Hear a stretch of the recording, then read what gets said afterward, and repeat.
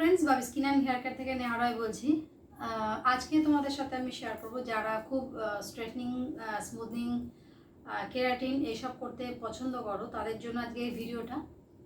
যারা এটা করতে ভালোবাসো যে প্রত্যেক বছরই একটা স্ট্রেট লুক থাকবে, একটা স্মুথিং একটা লুক থাকবে, বা কেরাটিন একটা সফট লুক থাকবে, তারা কি করছো, শখ করে কিন্তু করছো এরকম একটা স্ট্রেট লুক, হ্যাঁ, বা একটা সফট লুক খরচা করে করছো, কিন্তু সেটা যাতে মেনটেন করতে পারো একটা বছর, যাতে সেই চুলটা যাতে ঠিকঠাক থাকে, তার জন্য কিন্তু তোমাদের নিজেদের একটু চেষ্টা করতে হবে এবং কেয়ার নিতে হবে।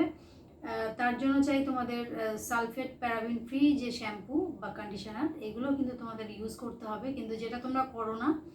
এবার এতে কি হয়, যত তোমরা অর্ডিনারি শ্যাম্পু ব্যবহার করতে থাকবে তত কিন্তু তোমাদের চুলের যে অত সুন্দর একটা লুক তৈরি করা হয় পার্লার থেকে বা সেলুন থেকে, সেইটা কি হয় তোমাদের কিন্তু মিস প্রোডাক্ট ইউজের জন্য ওটা কি হয়, নষ্ট হতে থাকে।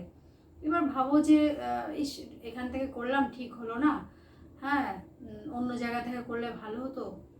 এই ব্যাপারটাও কিন্তু খুব ইম্পর্টেন্ট একটা জিনিস, যে যেখানে ভালো টেকনিশিয়ান, ভালো ব্র্যান্ড, ভালো পরিচিতি বা ভালো ফিডব্যাক পাও, সেখান থেকেই মানুষ করে সচরাচর।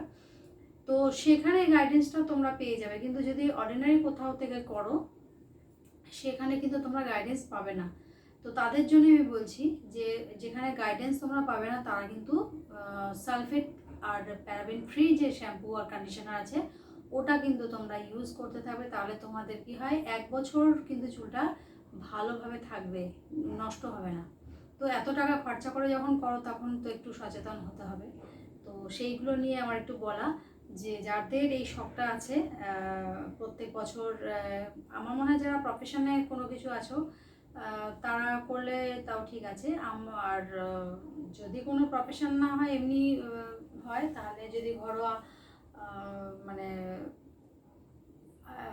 হাউস ওয়াইফ বলতে এখন সবাই ওয়ার্কিং ওমেন, হ্যাঁ। তো আমার মনে হয় বেশি কেমিক্যাল চুলে না দেওয়াই ভালো। একটা টাইমে এসে চুলটা কি হয়, পরপর এই বছরের পর বছর যখন এই কেমিক্যালগুলো পড়ছে, উইক তো হবে।